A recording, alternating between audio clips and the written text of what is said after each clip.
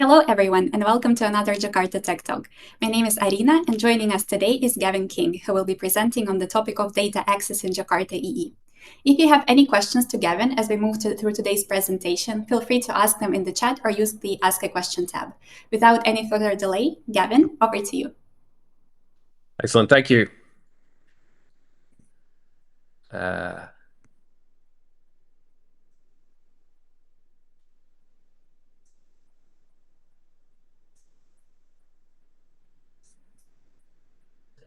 okay, so thanks for being here. This is a short presentation about data access in the Jakarta EE platform. Notice that I haven't stated a version number there. That is because I'm going to intermix information about Jakarta EE 11 with Jakarta, which is recently final and was recently released, with information about Jakarta EE 12, which we are currently working on. And, is still in flux, but we already have a good enough idea of what these things are going to look like that I feel confident talking about them. So I want to start off with, a couple of comments about type safety, which I know I'm always banging on about, but, this is important, right? So, at various points, I'm going to be talking all about type safety. Why do I care so much? Because this is the biggest productivity enhancer for people who do our work that exists. And why would I make that? Sounds like a huge claim. Why would I make that claim? It's because the most time-consuming part of my job, and the most frustrating, and the most demoralizing part of what I do is waiting for the test to run when I'm stuck there not being able to do anything. And you know what? Like coding assistants are great, but vibe coding isn't going to help with this problem, right? Coding assistants make exactly the same kinds of errors as human programmers make, and so they need to run the tests too. And so as a result, anything the compile time tooling can do to pick up, any sort of error, no matter how trivial, that is a massive win for me if it means that I have to run that test suite one less time.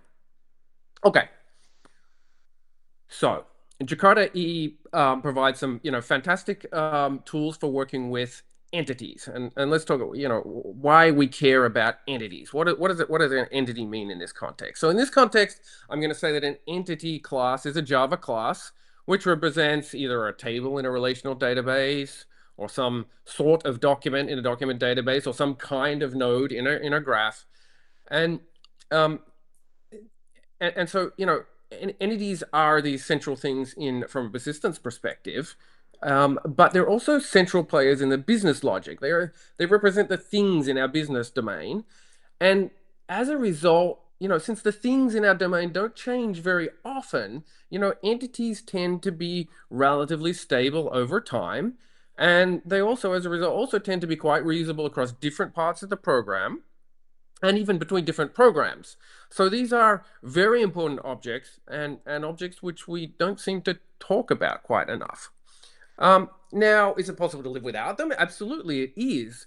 There are plenty of programs which kind of, splash square result sets on screens. There are these programs are oriented around the idea of, some SQL query or something which returns a table of results, and, maybe we have a type-safe representation of that table, so some record classes which kind of model the result set of this query, and that's fine. It can work, but first of all, it isn't very dry, right? So as the program grows and gets bigger, I tend to have an explosion of these little record types, which all kind of represent the same data. Secondly, it's not great when we have the kind of program which really does want to work with a entity data as a graph of objects. And not every program is like that, but enough programs are like that in Java, and certainly in enterprise Java, that is the overwhelmingly most common way that people work with data. Now, we know this empirically. Another thing we know empirically is that there's something which definitely doesn't work. And that's having entity classes representing mapped directly to, tables in the relational database, and not having any sort of ORM tool. Okay, and why is that? But it is almost always the case that when somebody sits down and starts, yeah, oh, I don't need this, or I will just write some SQL myself. That what inevitably what happens is they almost immediately run into these kind of N+1 performance bugs when they start trying to materialize SQL query results into a tree of objects, and so we know that doesn't work. And what inevitably happens is that eventually people start kind of going down the path of bit by bit, sort of building their own bad ORM in their own program. So that's why the platform offers ways of dealing with entity data. So I've drawn a kind of a silly sketch, a silly picture of what the technologies for working with entity data in Jakarta EE are. And you can see that there's two main blocks there. There's Jakarta Data and there's Jakarta Persistence. And you see the Jakarta Data is kind of at a higher layer. It can be implemented to call out to be backed by a Jakarta Persistence implementation, or it can be implemented to be backed by some other kind of technology, where I'm lumping together all these various dissimilar technologies for working with data into one blob because I know mostly about relational databases. You can also see that I've drawn JDBC in there, and I hope you've noticed very much that I've drawn all these things as leaky abstractions, right? One of the goals of this stuff is not to somehow hide the relational database or whatever the kind of data store it is, or hide SQL from your program. That is a non-goal. And so sometimes I hear people saying, "Oh, ORM is a leaky abstraction," as if that's like the end of the discussion. Yes, ORM is a leaky, abstraction. Nicely spotted, and that's a good thing. And the reason for that is that there is no possible way you're ever going to be able to write efficient data access code without thinking about both sides of this gap. Right? You are going to have to always be thinking about the relational database or whatever other kind of data store it is, and about your Java program, and you are going to have to write your code so that these within at the top of your mind what the code you're writing implies in terms of the interactions which go on in terms of how data is fetched. At least that's what you have to do if you care at all about performance. So the first blob there was Jakarta Persistence. So this has been around for a very long time, 20 years or more. And we all know, I guess, or maybe not all of us, but most of us know that provides, object relational mapping. So you can write your entity classes and stick some annotations on them. Provides stateful persistence context, which work with managed instances of entity objects. It provides an object-oriented dialect of SQL, which is called Jakarta Persistence Query Language. Perhaps we should have just called it Object SQL. And it provides this thing called a static meta model, which is a statically typed model of your entity classes at the meta level, and then a builder API for constructing queries based on that model. I'm going to see plenty of examples of that as we go through. So first of all, here's, many of you, I'm sure, have seen this before, what some entity classes might look like. There are some Java classes with some Jakarta Persistence annotations on them. We see that we have contained in this model the associations between these entities. And we can already see, for this first step, that in Jakarta Persistence 3.2, we're starting to use the static meta model to write these kind of mappings. Here we're using it. The book underscore class is a class generated by an annotation processor to represent the book at the meta level. And you can see that we're using this instead of sticking strings in our annotations. Okay, so Jakarta Persistence, at least until 3.2, provides an API for working with entities. And this is a programming model for managed entities. This entity manager thing represents a persistence context. Now, what does that mean for managed entity, right? So here we see the programming model is asynchronous. The operations offered by entity manager, like persist and remove, they don't work. They don't immediately cause an insert statement or delete statement, right? They schedule one for later. There is no explicit update operation. What you do is you make changes to entities managed entities which are associated with this persistence context, and then the changes you make are automatically synchronized back to the database. Now, in Jakarta Persistence 4.0, we are proposing to introduce an alternative to this, which is a stateless API called Entity Agent. And um, and this works much more like what your own handwritten persistence code would work if you were to write your own code. Okay, so in this case, we have, operations which correspond kind of almost directly to operations of the database. They're named like operations of the database. Insert, update, delete. Update is now an explicit operation. Objects returned by the entity instances returned by this API are in a detached state. They're not associated with any persistence context. Um, So now let's turn to the question of querying. What queries, which in Jakarta Persistence look like, and how can we make them as type safe as possible? So the first kind of query which we're going to think of is the simplest kind, where we retrieve an entity by its primary key. And so here we use an entity manager, and the operation find returns, a managed entity which is associated with the persistence context. You can see that in JPA 3.2, we have these extra options which we can pass to find, which give us a bit more control over exactly how find does its work. Even better, now, one of the first things you run into is that find by primary key. Okay, that sounds like a pretty common thing, but there's a lot more to it than that. It's find this entity by its primary key, and then with what other associations, with what other associated entities should be retrieved. And so Jakarta Persistence had for a long time had this entity graph API, and we've made it a lot easier to use in 3.2.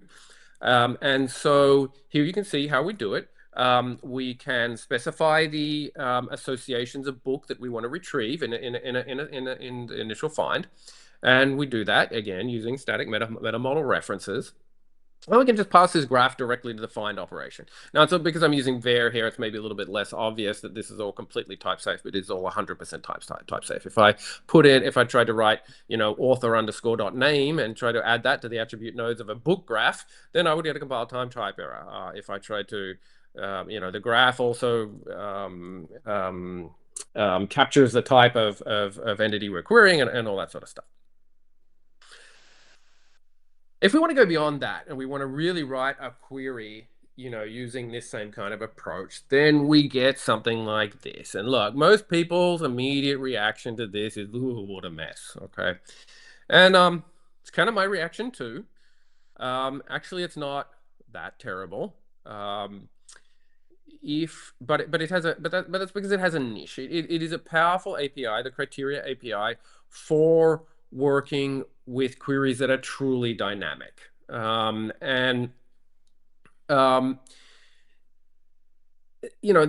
a small class of queries in a typical program. And so most people are probably who want to use this might find the criteria API a great thing that could live under some API that they define. So it's a bit verbose. The verbosity is maybe not such a problem these days because this API is very amenable to vibe coding, but even so, the readability is pretty bad. This was never intended to be the main way to write queries in Jakarta Persistence. The usual way is to use this query language. Now, this query language is SQL. Okay, I want to, I think we've done a bad job of explaining that. It is just SQL with some kind of object-oriented features added to it.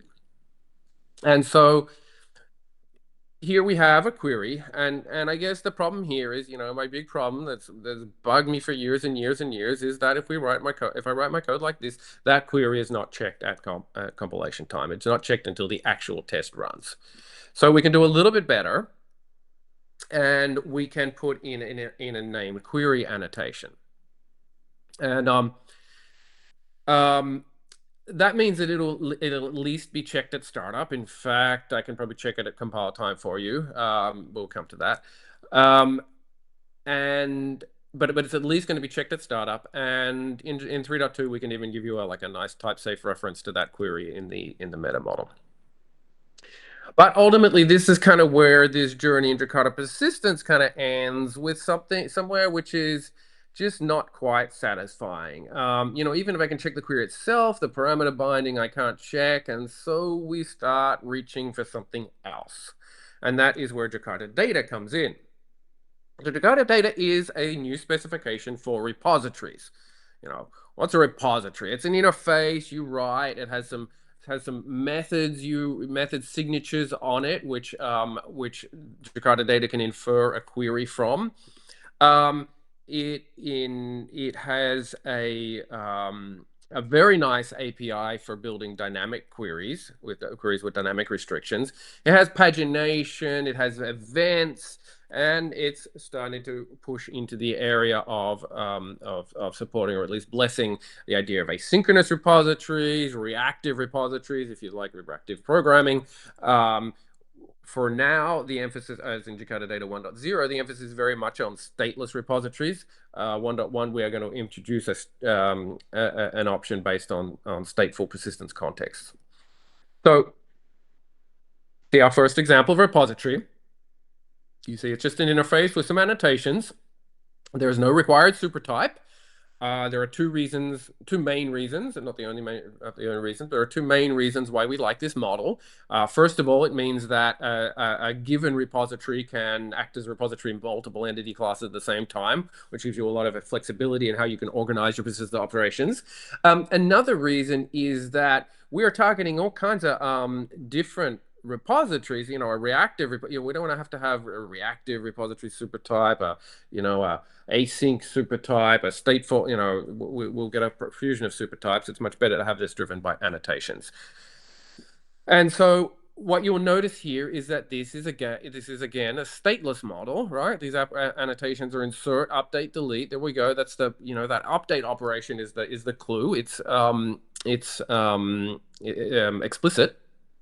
And so all these operations immediately perform their operations against a database. And I really think that the people who, have grown, a lot of people love Jakarta Persistence, but then there is a minority who hate it. And I really feel that for those people, this is going to be a much nicer model. It's a model which lets you feel much more in control of what's going on. In Data 1.1, we'll have stateful repositories, and as you can see there, the operations are different, and they're identified, persist, merge, and remove annotations which look like the operations of a Jakarta Persistence stateful context. I should emphasize that repository, nothing in the Jakarta data spec says that repositories have to be backed by persistence or by relational databases. That's what I'm talking about because that's what I'm into.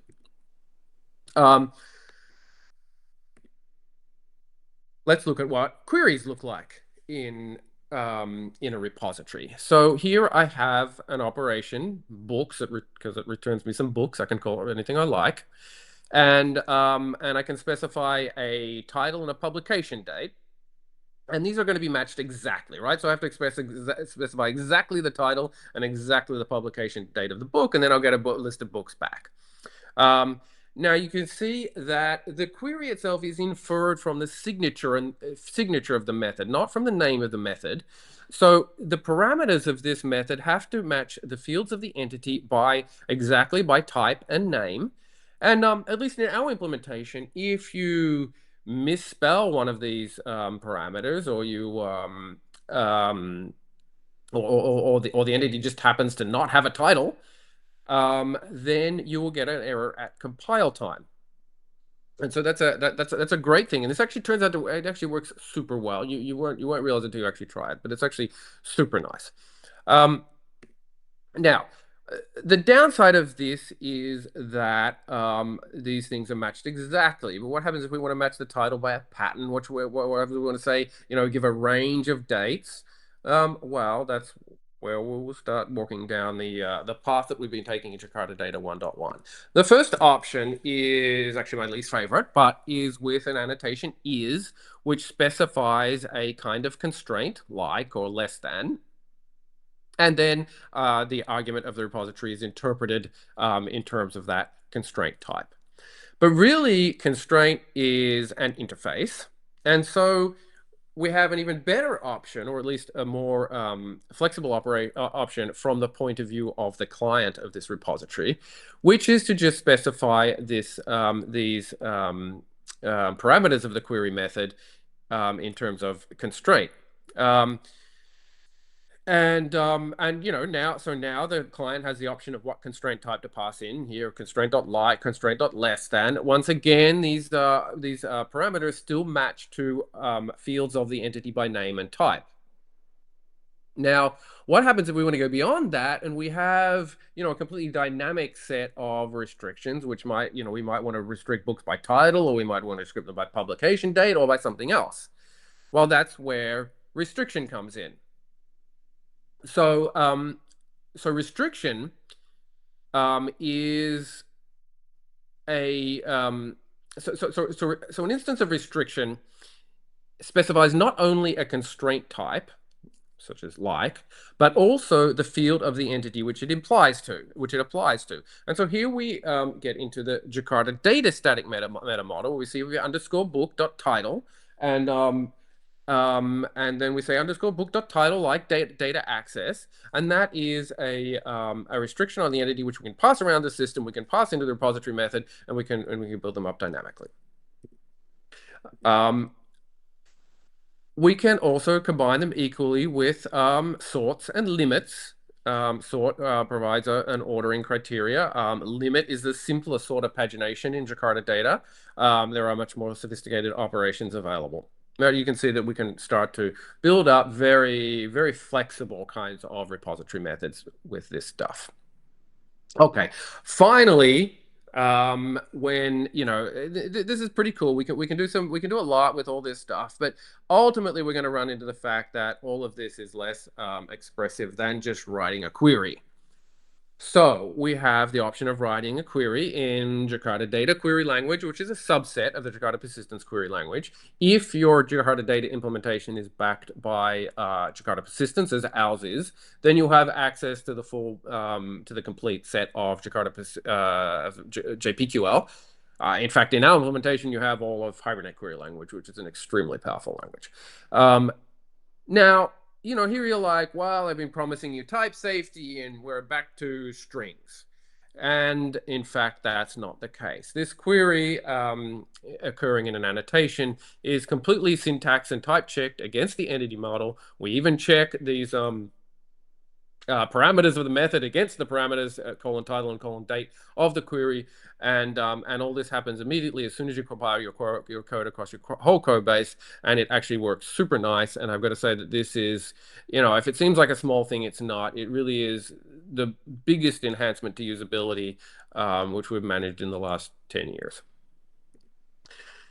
Finally, this work on Jakarta Data and Jakarta Persistence has brought us to the problem that, we need to do a lot of back and forth between the two spec groups to keep these, to synchronize these two languages. And so we have decided that the right thing to do is to split the language in, to have one definition of a query language for Jakarta, and split these two things out into a separate specification. So we are defining a common object-oriented query language, and it'll be suitable for SQL databases or whatever other kind of data store.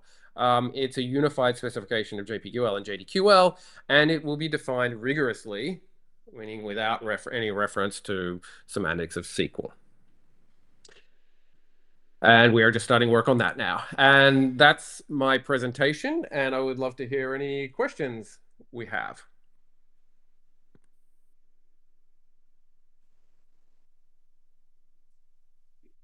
Thank you for that excellent presentation, Gavin. If anyone in the audience has any final questions, please feel free to ask them in the chat or use the Ask a Question tab. A final reminder, I will now open the webinar feedback survey, and we are looking forward to your participation. So let me open these. I can't hear you, I'm sorry. Okay, Gavin, just 1 second. Now I can. Now you can, perfect. We have the first question from Ottavio. I am trying to put it just 1 second on the screen, but let me read it for now. Oh, you can see it, perfect. So does Hibernate have a plan to generate specific restriction interfaces to handle joins? Yes, we have in the I talked about restrictions and restriction constraints. In there, there is a full notion of expressions, and in there there is a thing called what do we call it? Path expression. I forget what it's called, but yes, we have an ability to be able to do. So I guess I should start by clarifying that the difference between the Jakarta Persistence criteria API and this new stuff is that this is the tree, right? There's no making comparisons between different entities which are joined. It's a tree rooted to a single entity, but within that you can traverse associations and then place constraints on fields or attributes of the joined entity. So that's possible. As I say, it is still significantly less powerful than Jakarta Persistence Criteria API, and that is by intention because we wanted to take away the things which made the Jakarta Persistence criteria queries difficult and complex, right? Perfect. So let's check if we have any more questions. I don't really see any. So it doesn't look like we have any more questions. So I would like to thank Gavin again, and thanks to everyone for attending. And I hope you all have a wonderful day. Thank you, Gavin. Thank you very much. Thanks, everyone. Thank you. Bye-bye. Bye.